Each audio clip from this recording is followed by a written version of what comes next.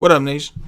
Welcome to another edition of the Wise Tech MLB DFS Wise stream. CK013 here. You can find me on Twitter at CK_013. And I'm joined once again by the GOAT, the true OG that y'all know is Paulie D. You can find him on Twitter at Paulie with 8 Ds. Paulie, what's happening? What up, baby? Getting close, man. Tomorrow, NFL starts. That's right.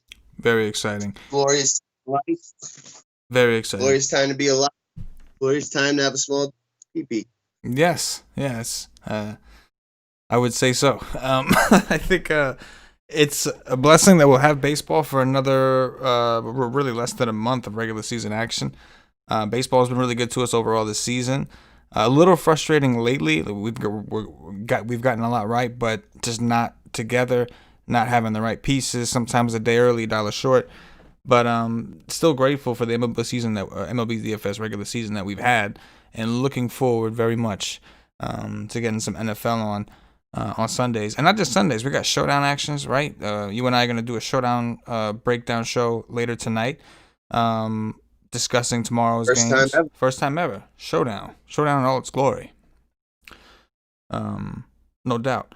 What do you think of tonight's slate? You know, I really like it. I did some deep dick research last night. Saw some things that I be liking. I think I know where the crowd is going to be going, and I have a different strategy. Yeah, I agree that this slate is, it seems fun. It's not maybe as clear-cut as some of the other ones. There's no cores, so you're really going to see ownership concentrated for the most part, I think, on a few teams and on a few pitchers. I think on DraftKings, the big question is, what are you doing build-wise? Are you going with there's obviously 3 really good studs on this slate, and there's not a whole ton of greatness, or at least not obvious greatness the way down until you get to Dane Dooning, obviously. What is your strategy? Are you thinking more of a high-low? Are you thinking double stud today? Are you thinking, fuck pitching altogether? And there's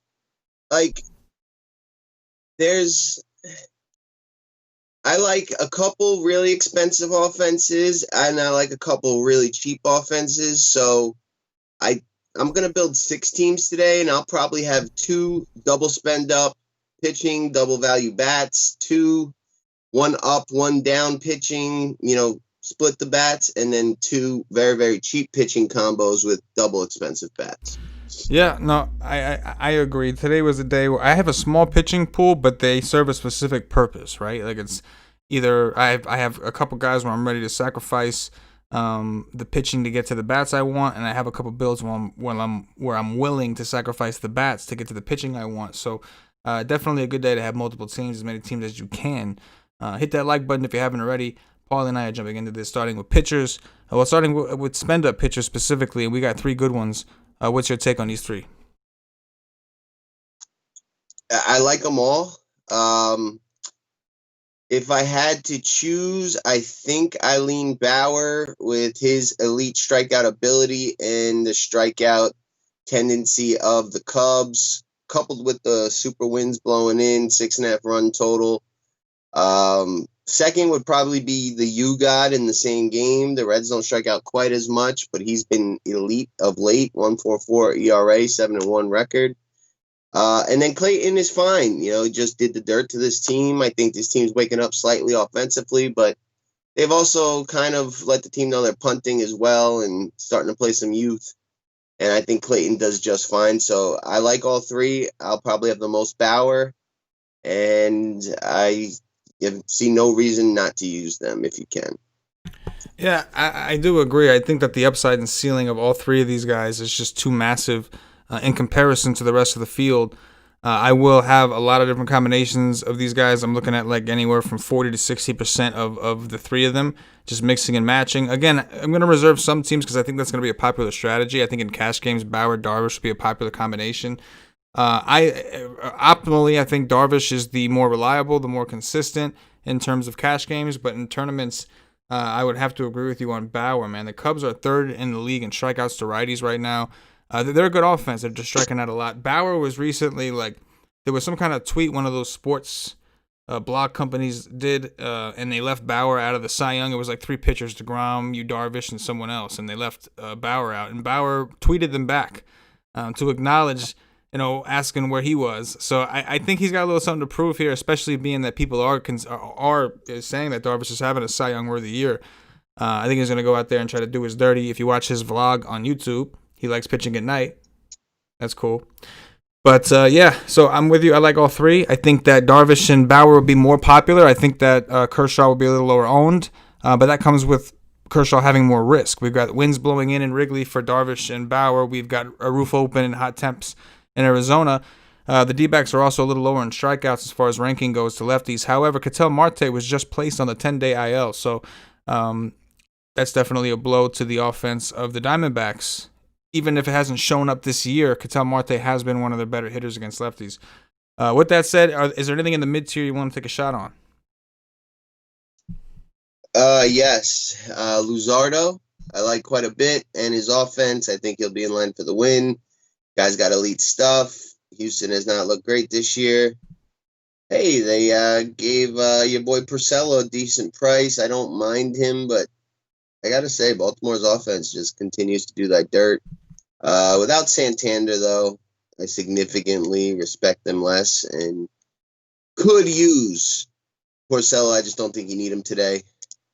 Pablo Lopez in that mid-tier. This kid's been awesome. Don't love picking on the Braves if I don't have to, but if he's, the last guy into that squad, I can't get enough to get to Luzardo. I'm fine with some Pablo Lowe.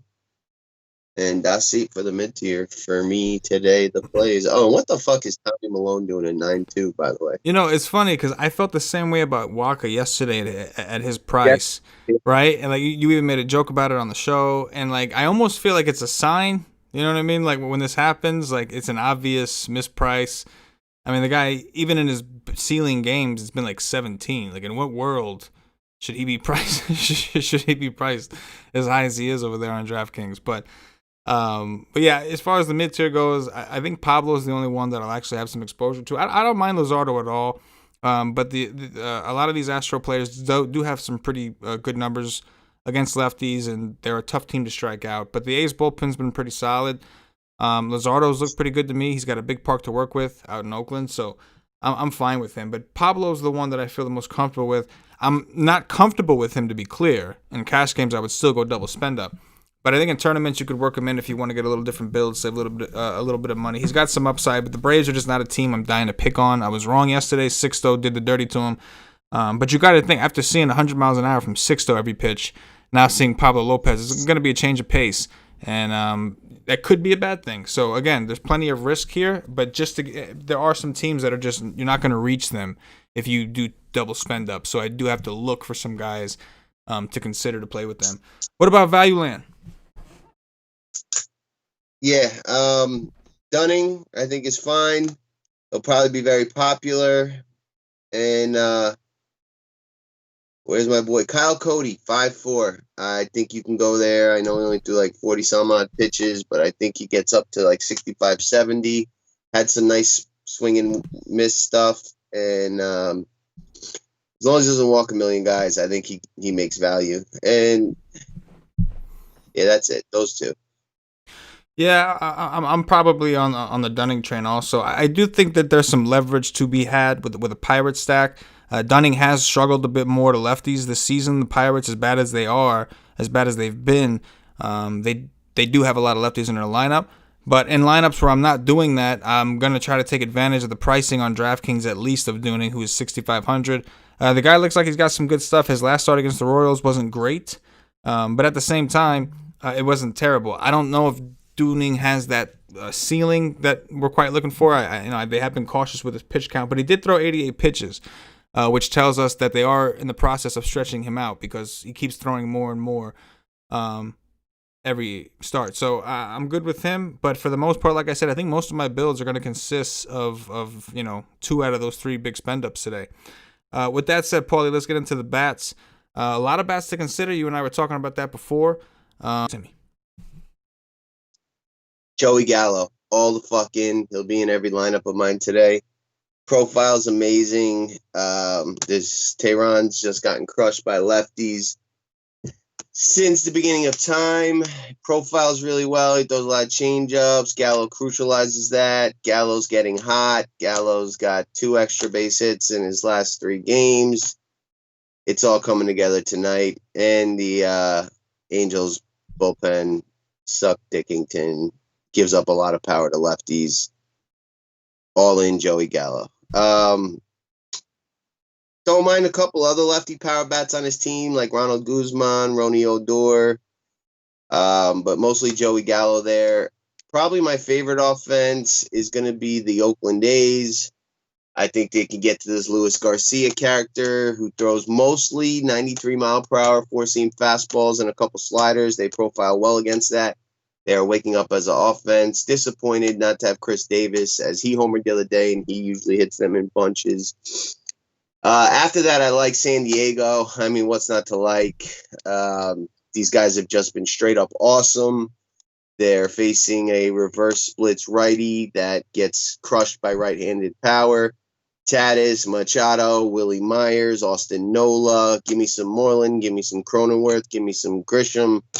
Really like the whole lineup. Plan to use them quite a bit. And I like the Mets against Jorge Lopez. A guy who's really never been very good.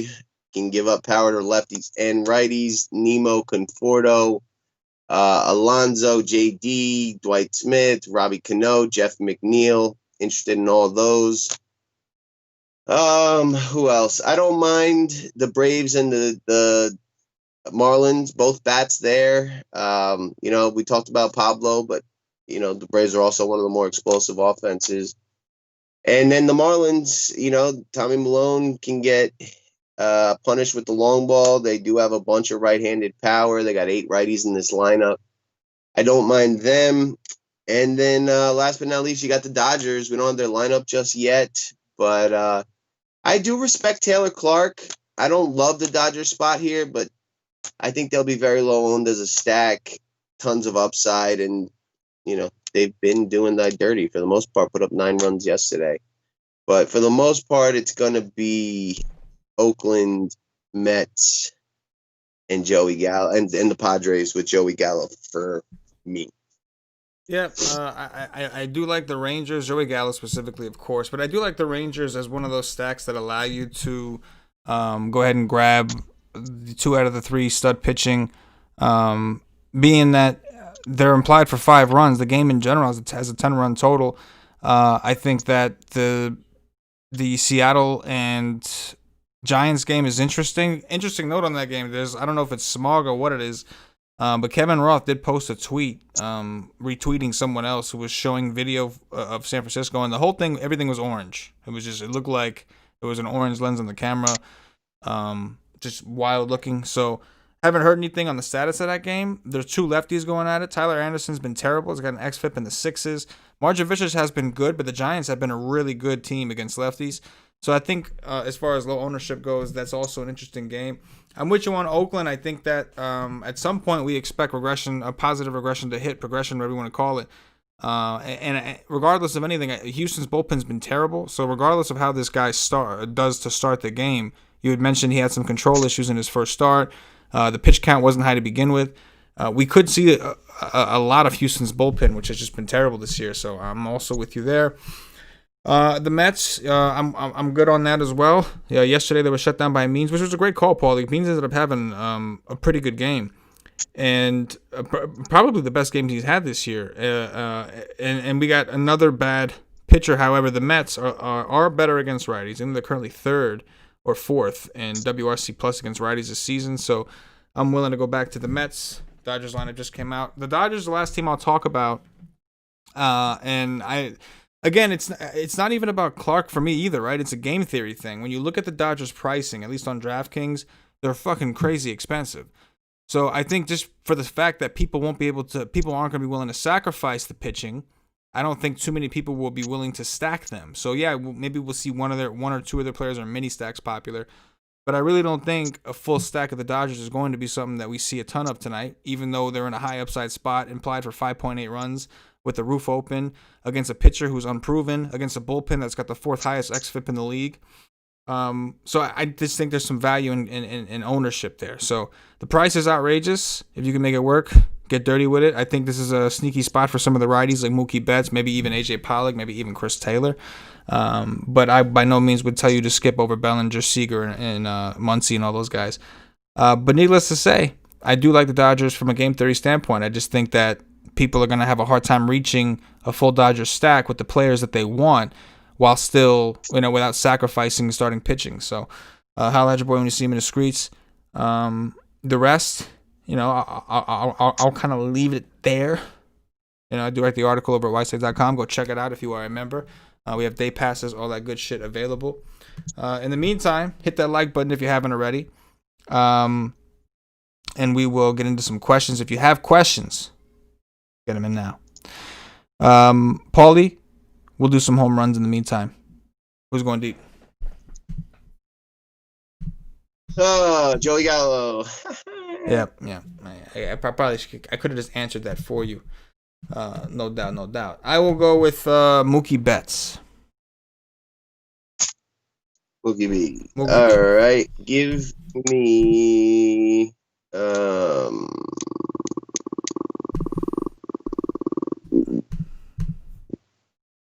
Ramon Laureano.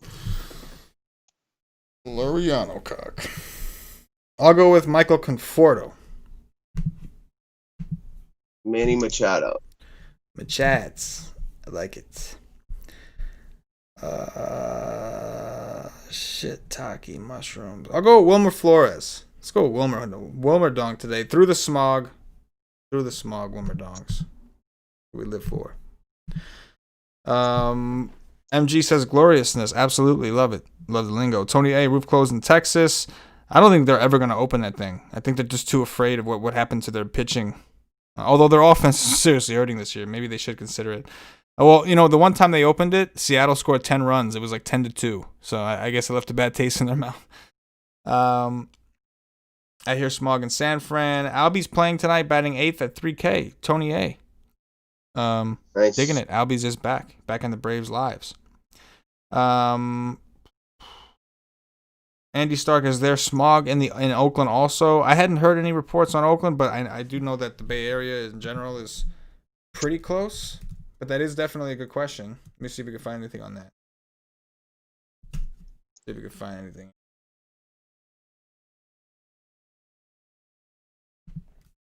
I'm going to check the Twitter scope on this one. Twitter scope. Oakland. Oh, that's not the right word. Oaktown.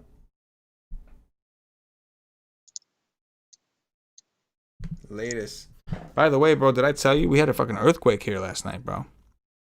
What? Yeah, man. 2 a.m, my bed was rocking, man. Shit was crazy. It's crazy. I have my What was the scale? like a 3.4, some shit like that. It was very, very minor. What was that? You really felt your bed shaking? Oh, bro, it was wild. Yeah. The bed was shaking. Oh. I thought my wife and I have one of those electric beds that you could move up in position, and it has a vibrate mode. So I thought maybe it was 2 a.m. I'd finished the NFL show. I thought maybe I accidentally hit the button. So I'm looking for the remote. And then before I found the remote, it stopped. And I was like, oh, what the fuck? And then I look over at my dog, Patches, bro. Poor Patches, man. He's looking all confused. He's on his bed. He woke up. He's like, what the fuck? He was all confused. It was 10 times more than we did. Oh, it was definitely very traumatic for him. It was a traumatic experience for poor Patches. But yeah, you don't expect to see that. I'm not seeing too much about the crazy ass looking smog shit we see in San Francisco. I'm looking on Twitter. I don't really see much in Oakland. I would assume that they have to be having some sort of effect because of how close in proximity they are. I would assume it's got to be, visible. We got smog, we got wildfires, we got earthquakes in New Jersey. I don't know. What's the world coming to, Paulie? Dick. That was actually a very optimistic answer, I think, because you could have said an end, but no, didn't say that. Said dick. Very, very motivational. Banks Larry 62 Otani bomb tonight. Okay, shout out. Tony A, I hear under ump in the Mets game and in the Zona game. Do you have any umps? Yeah, I think I do. Let me check. You can find it in yeah, I got them all. Extreme hitters in Atlanta, San Diego. Oh, Alfonso Marquez, the #1 hitting umpire in San Diego. That's a plus. Extreme pitching in Oakland. And mostly neutral after that. Neutrality. No doubt, no doubt. Those are umps we got brought to you by Paulie D. We're going to get up out of here at this point. If there's no other questions, please hit the like button on your way out. Be ready for the football show tonight. And go check out, Joey and I did our NFL first look for week 1, the main slate. I thought it went pretty well. We went game by game to keep you guys as informed as possible, prepared as possible. And then, of course, we've got the actual Y stream this Friday with Patio Joe Paulie D. Where they'll go position by position, talking dirties and sweet nothings into your ears. Paulie, anything in closing before we get up out of here? Joey Gallo, all in. All day. Let's go. For Paulie D, for myself, the entire Wise Tech Nation, as always, good luck. Good.